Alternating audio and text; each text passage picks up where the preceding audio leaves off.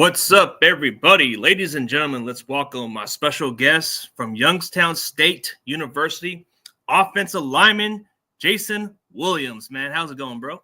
How you doing? I'm doing good. How about yourself? Oh, yeah, dude, I'm pumped, bro. Just to get some more prospects, get some small school guys, get some humble individuals, bro. I'm just looking forward to getting you on, man. Most certainly, most certainly.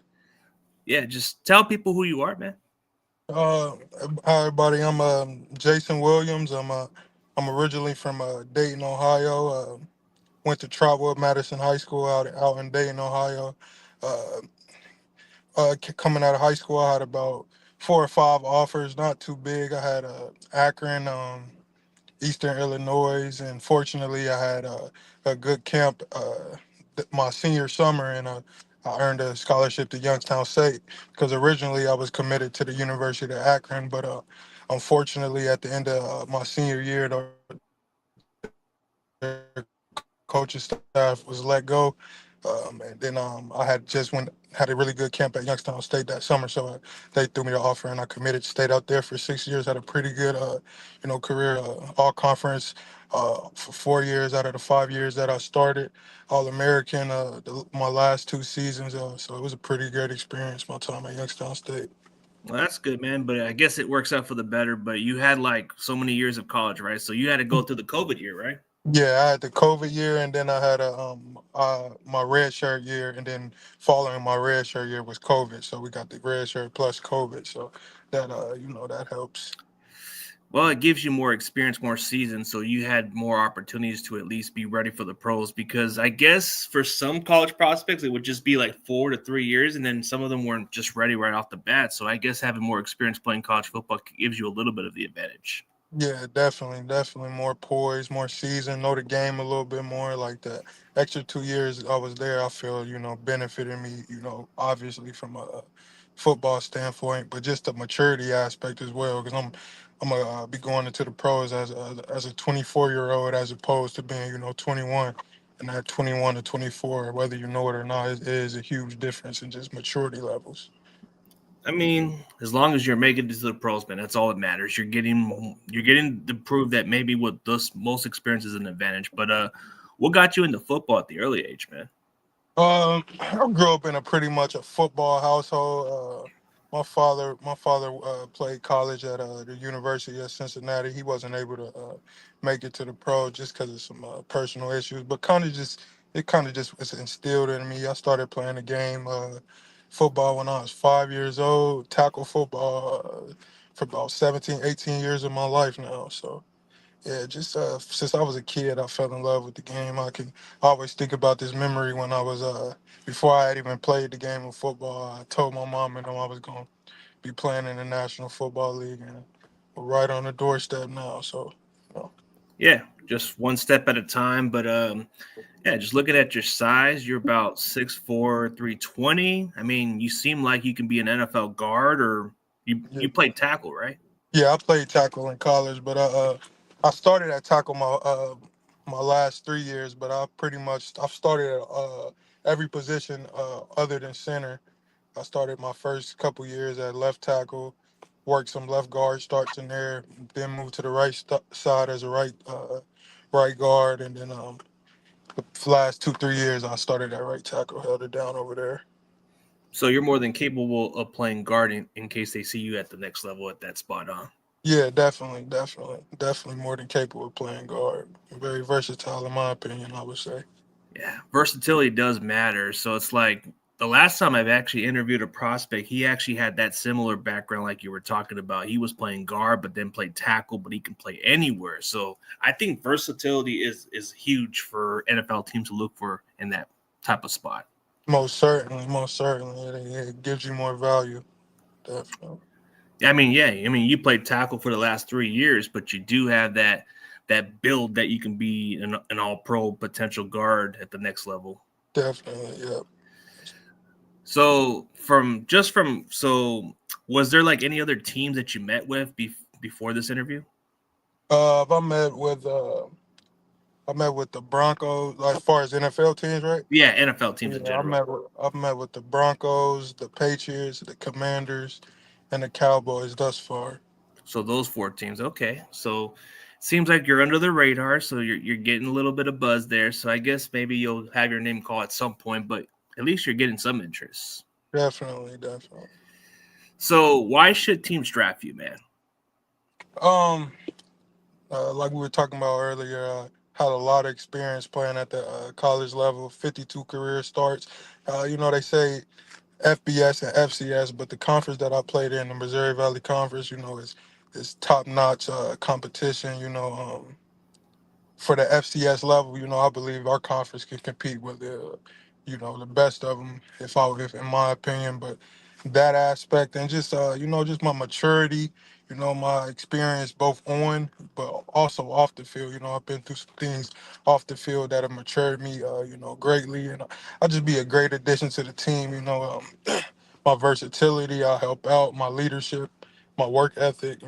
Just it's different avenues that I would bring to a NFL organization. Okay, at least the versatility is probably what's going to be more intriguing for those teams. I mean, if they want you to play guard, they can plug you in. If you can play tackle, which you played tackle the last 3 years, you can definitely be plugged in. So they look at that spot. You can't just be a one-dimensional offensive lineman where you're Yeah, just only strictly a tackle or just a one guard spot, man. It doesn't work that right, way. right. I mean, That, if only you could do center, which you haven't done that yet. yeah, but we've been working on that as well. So definitely. Oh, okay. So you worked a little bit at center. Is it becoming more of a natural to you, or you're still kind of adjusting Uh, to it a little? I mean, it's still an adjustment, but like I said, I've been playing football for a long time. So through my career playing the game, whether it be little league, middle school, I've played the position of center before. So it's just about getting back into that field and just doing it at a higher level now. But in my training, I've been working a lot of center recently. Well, that's going to be a huge beneficial for you. I mean, center is not as easy as everybody says. It's all about the perfect snap of the ball, and then you got to move. So Right. it's like, I mean, I can relate to that because I think it's the most difficult position. Yeah, one definitely after yeah. Yeah, because I was thrown into the fire when I had to be thrown at playing center, man. It's a most stressful part of the offensive line. You're like, Offensive line, definitely. yeah, because when you snap the ball, you have to move and make the plays, and then sometimes on the run plays, you have to move quickly and Mhm. make that key block or something, Right. or else in pass block, you had to be on your man, or else it's pretty much a wrap. Yeah, definitely. But since I'm seeing your number, bro, so 54, man, that just I can relate to that, man. Yeah, Like definitely. what gave you that number 54? Was it just something you stuck with ever Um, since? grown going into high school, my father's number was 75, and in middle school I wore that number, and then when I got to high school, I started to realize my father did what he did, and I just wanted to do something on my own. So my freshman year coming in, I still wore 75. But we had a really good offensive lineman at my high school. His name was Trent Clark. He was the best offensive lineman on the team. He was a senior. I was a freshman, and he wore 54. So in my head, I just told myself he's the best offensive lineman now. Uh, Here next year when he leaves, I'm going to be the best offensive lineman. So I just kind of took that number and been wearing it ever since. And it's kind of like a tradition now at my high school. The best offensive lineman, the nastiest football player that's in the trenches wears that number. So definitely, So it's a tradition. So I guess in your high school that wearing 54 is an honor. yeah, definitely. I hope in the career when it comes down to it, hopefully you get that chance to wear that 54 at the next Yeah, level. I pray I do. God willing. Was there like a favorite team you grew up watching that you would love to play for, or you just don't mind playing whoever it is? I mean, realistically, I don't mind playing for whoever, but my favorite team growing up was the New York Giants. I became a fan of them after the 2008 season when they beat the undefeated Patriots in the Super Bowl. I just took Uh, a liking to them since. well, I guess we got to follow that dream. Maybe one day, maybe that time you go to the Giants. Who knows? But any other team that takes a chance on you would be more than happy Yeah, to sign you, man, or most draft you, certainly. sign you, whatever. Most certainly. So, what are you outside of football? What am I outside of football as far as like a human? Like as a person, or like Um, hobbies or activities or anything in general? Outside of football, I would like to say I'm a very God fearing man. my faith and my higher power is the most important thing to me. Like I said, I've been through a few few struggles in my life. So just staying close to my higher power is my main focus throughout my days. And I'm a God fearing man. I'm confident. I like to watch YouTube a lot. Big podcast guy when I'm not training or just things of that sort. Not really too complicated. Don't do too much. Just keep the main thing really. Oh, so you're just more of a focus, more of a quiet, humble guy. So playing offensive line, are you the kind of guy when you get into the trenches? Are you the kind of guy that trash talks, or you just let your play do the talking? I'm a talker, but I'm not one of those, I'm gonna effing kill you type of. I'm a type of guy that's out there, trolling you. Like while I'm blocking you, got you strapped up. Nope, I told you before this started. Nope, it's just playful banter, if I say so. I mean, you just let your play do the talking, but a little chit chat doesn't hurt. It Yeah, gives you a little yeah, bit of fire. But definitely. so what do you take away from going to Youngstown University? What have it taught you to be who you are today? Youngstown State, like I said, it's a smaller school, FCS, but it has tradition. So just the tradition. We didn't really get live up to the tradition my time being here, but just having that instilled in me, having that work ethic that my coaches and just the college experience brings to you is something that I've gained from my experience. Also, just off the field. This year was my 6th year, so the last 2 or 3 years I stepped into that leadership role at Youngstown State. So just learning how to be a leader, both on it and off the field. Being able to help the younger guys, just things of that sort. Just Yeah, adding for all those type of tools to the arsenal. Outside of just being a good football player. well, that's good. But why should other future college students should go to Youngstown State? Uh, Youngstown State, like I said, it has rich tradition. Blue collar. You're gonna come in, you're gonna work, and if you put your head down, the city will get behind you, and it's just a great experience. It's a smaller town, but that loves football. So when you're winning, they love you. Definitely. Oh yeah, and then when I think of Youngstown, there's just a lot of famous people who came from that city. So it's like you think of Ed O'Neill, who played Al Bundy, is from Youngstown, Okay. and then you think of Eddie DeBartolo, who's well known as the Niners owner. Owner. Yeah. He's from Youngstown. The Yorks, bro. What would it be like just to be like you're just a part of the city of where you play college ball, but come to this organization and just be like, what if one of those guys say, "Hey, I came from that city." Man, that would be amazing. The Bartlow, that would be something that God worked out. That would be amazing. At the Niners, Trent Williams is my guy who I kind of model my game after, so that would be Oh, huge. I was going to ask that question. So, why do you model your game after Trent Williams, or is there Uh, any other linemen also too besides him? really Trent Williams, but I like Penei Sewell out of the from the Lions. I like I really like Tristan Wirfs from Tampa. I really like from the Eagles guard now, Mekhi Becton. I liked him a lot because they counted him out when he was first round out of the Jets. Couldn't play tackle, but you see they moved him inside this year, and he Yeah, had a real good year. Won a Super Bowl, proved all the doubters wrong. yeah, that's a lot to model your game. Watching Trent Williams, he's just a different animal, man. This guy just plays with no prisoners, And very athletic, yes, that's my and he guy. kind of does his talking a little bit sometimes. Yeah, let it be known. Yeah, I would think. Imagine if you were just mentored by that guy. It just, what would you take away if you had a chance to learn from Trent Williams? I would definitely from the jump. I would pick his brains. Ask him how he's done it at a high level for so long. Try to figure out his routine, the things that he does in season, and things that he does out of season. The food that he eats, just things of that sort. Like I say, that's really kind of like my idol that plays the game of football. So definitely, that would be an amazing experience. It would be to help in that future type of thing. But like what do you take away from going into the bowl game and what you can improve on going into the draft? Um, what can I take away from going in? What I can improve on going into the draft. You know, I'll say pretty much I got to improve on everything. Nothing is perfect, so I got to just continue to grow, get stronger, get faster. Going up playing against pros, that's a different level of grown man strength. So obviously, just working on my strength, continue to tweak up my technique. It's pretty much I got to tune up everything, in order to reach that next phase. So pretty much been focused on improving everything. Nothing like individually that I have to just work on this. I got to improve my whole entire game. Oh yeah, definitely. Especially if you want to play tackle, there's different areas you can improve on, or if you were to play guard, there's different areas what you could do. But I feel like what you just said, you want to be a little quicker and have a little bit more stronger in other areas. But I think footwork for most offensive linemen is the most important key.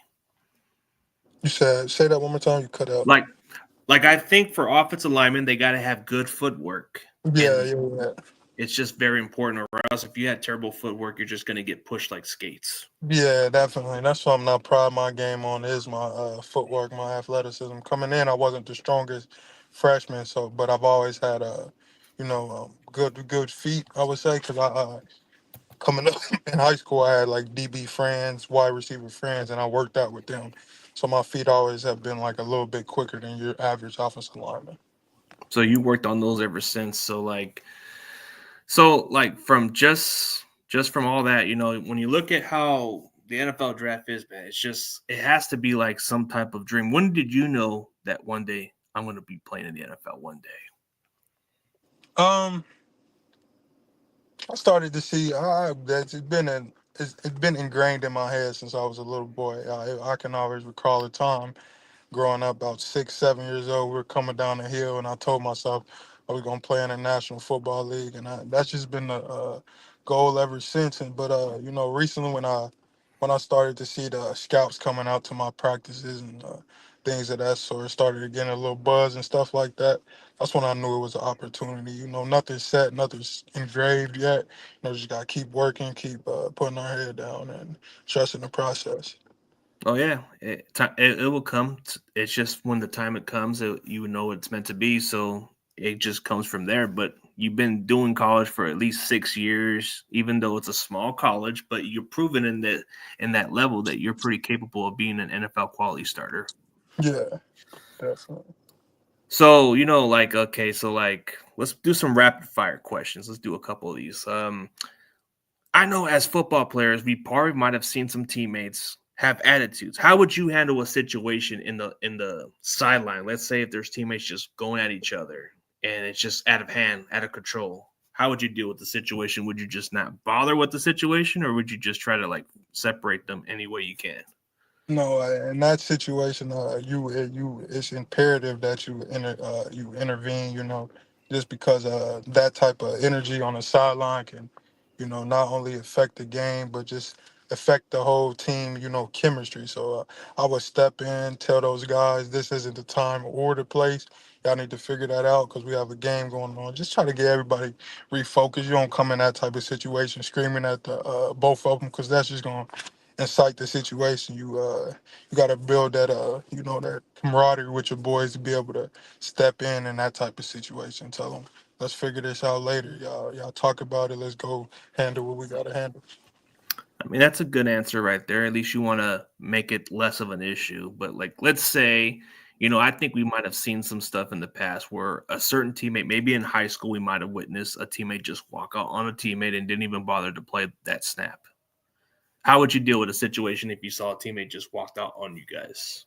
Just walk out. Yeah, on the third quarter, or maybe the end of almost to the beginning of the fourth quarter, and they tell him to go out there and he refuses to play and he just walks out. How would you deal with that type of circumstances?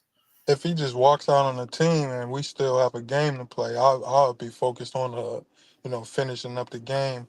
After the game, though, we will have to address that as a team. We will get the leaders of the team. We'll talk about it. We'll figure out what we will have to do to address this situation, and then we'll move forward from there. But that's definitely unacceptable. To just walk out on your team and then expect to still be a part of the team. Yeah, that's understandable too. I can see how some people have that because it's their passion for the game and they have a chance to win this game. And if a player just walks out and doesn't even go in there when they're asked to, that can be a problem for the locker room. But yeah, that's a good answer, man. It's just sometimes you see that from teams, and it can be just from the culture, But from your time from Youngstown State, how would you describe the team culture? The team culture it grew from the last year to the from the first year, definitely from the last. Coming in, my coach was new my freshman year, so nobody really understood him or what he was about. So it was kind of shaky that year. But as we started gaining that trust in him, I believe that the culture was a strong culture. We prided ourselves on brotherhood. We won together, we lost together, and we were going to figure it all out together. It was a really close culture. And as the years progressed, it only has gotten stronger. And I believe, my senior class and the senior class before that left a solid foundation for the guys to continue to build upon. Okay, that's a good way to look at it because from experience, you at least can take that away from going into the pros and say, hey, at least I had that time with this college and it got me to be where I'm at today. Right, right. So, what kind of food do you like to eat, man? Uh, Right now, as I'm in training, and we're big on meal preps and stuff right now. So I've been eating clean, eating fresh recently. But during the season, man, I'll tell you, big Subway guy, big Chipotle guy, tacos, man, pretty much everything. I'm an offensive lineman. I get down. The offensive line like them buffet too, man. We got to get the Uh, buffet or get them fried chicken or some other stuff, man. Like yeah, any like the cheeseburgers or anything, dude. It's yeah, just something we burgers, anything, can't. anything, anything food. I'm eating it. I had to cut those off a little bit on myself, man. I just can't do that. But yeah. But what's like your favorite go to drink, man, or anything like that? My favorite go-to food, Like drink. Drink. uh, I would say a blue Powerade, cold Powerade, go-to Oh, drink. I like that kind of drink also. Like Powerade, the blue ones are usually the best ones, or Oh, even the green ones. Okay. yeah, definitely. I mean, like, so how do you prepare for your pregame ritual when you go to the games? How do you prepare yourself? Um, that morning of the game, I wake up, I uh, say a prayer about 30, 45 minutes, just talking to God, thanking Him for the day, uh, asking Him to prepare me for battle, just things of that sort. After I get done praying, I'll wake up, throw my headphones on. We got a couple hours before the game, so you don't want to get too hyped before the game. So I throw on some gospel music, just set my mind right. Some Christian music. Focus on God. Go down to breakfast. Eat up breakfast. We head out about 10, 11 if the game is at 2. Head over to the stadium. I'm still, at this time, I'm starting to change from the slower music to that more up-tempo beat as the game approaches, just because I want to get in that, that great headspace. So we get to the stadium. I go by myself about 10, 15 minutes, just lock in, go out on the field right before we play, say another prayer, then and we're going to play. That's been my routine for six years, Well, it's every kind of single. worked in your favor. So, when you look at it that way, man, it just becomes a habit for some players. When you get to be accustomed to being around a culture for this long, it becomes like something that you do every other game. So, I mean, it's worked for you. So, what's your kind of favorite music? My favorite music, my favorite music is rap music, but I haven't really been listening to a lot of rap because the rap that's out now, it kind of, if you listen to it too much, it can affect your mood. It can affect just the way you feel. So now I've been into a lot of R&B recently. Party Next Door, slower Drake, this guy named Friday. I'm not sure if you're not familiar with him, but just things of that sort, or gospel music. Oh, okay, the Lord, listen to the Lord and then balance the rap music here and there. I guess that's some way to balance it. Like you said, when you go on game day, that's where you get all that rap music fired up. Yeah, yeah. That's good. Like it just has to be like something for you to look forward to, man. It's just the timing is coming, man. So when do you start doing your pro day, or have you done your pro day? My pro day is March 21st. I'm actually out training at Newcastle, Pennsylvania for my pro day right now. for been out there for about 4 or 5 weeks now. It's a 8-week program, so I'll be done March 14th, pro day March 21st. Okay, so I'm pretty sure there might be some more teams checking you out at that point, huh? Yeah, I'm sure it'll be a couple teams out there checking us out. Well, I hope the Niners keep an eye on you, man. I hope so. Maybe this video might get them to check you out, man, I'm or something sure like they, that. they were at a couple of our practices. They definitely were. Oh, so there were some from the Niners scout that checked you out, or no? Yeah, they came back twice, I believe. So I gotta confirm this, man. I gotta let Stephanie know. So you actually met with the Niner scouts? I didn't actually talk with them, but they came to my practice and watched me practice. So they came to watch you. Okay, Yeah, so I could just throw it out there, maybe for the heck of it, because you were around there, but you didn't talk to them like that, right? yeah, no, we They weren't were just talking looking to at you. them. Yeah, I don't think my coach let them talk to us during the season because I had a whole lot of teams that came out and see me, and I didn't really talk to them. So it But was like mutual, like just yeah, go when you can. But I'm pretty sure they'll probably catch up to you soon. yeah, God willing. Yeah. So definitely appreciate your time, bro. We got a good dream for you to look forward to. 6 years of hard work. It should pay off, That Yes, time will sir. come, but definitely root for you, man. So before we end this, tell everybody where they can find your social media platform, and you should give a speech to those people who've been in your situation and why they should pursue this dream. All right. First off, you can find me on Instagram at jwill.937, on Twitter, X, jwill_937. And you said, what was the last part? I missed Oh, it. okay. So just like for somebody who's been in the situation as you, like kind of pursuing that dream, but they've been in college for so long, is it ever too late for them or not? I don't believe it's ever too late to pursue your dreams. Just keep going. If you got more years than everybody else, take it. Take advantage of the opportunity. One thing I will say is stay loyal to your school. It's with this transfer portal rule right now. You see a lot of guys. Face adversity for 1 year and then like we're hopping from school to school to school. I had the opportunities. I could have went pretty much anywhere I wanted to, but I decided to, stick it out at my small FCS school, and I believe my guy's gonna work out something special from this small FCS school. So just believe in yourself, trust your game, trust your skills, and I believe it'll all work out. Oh yeah, for sure, man. Definitely appreciate time, and I'm definitely going to root for you. And hopefully, whether it's the Niners or not, I'm hoping you succeed at the next level, man. Thank you. Oh, for sure, man. And thank you guys for tuning in. And this is Jaison Williams from Youngstown State University, offensive lineman. Go check them out. Very versatile, small school under the radar, man. Go check them out. Thank you.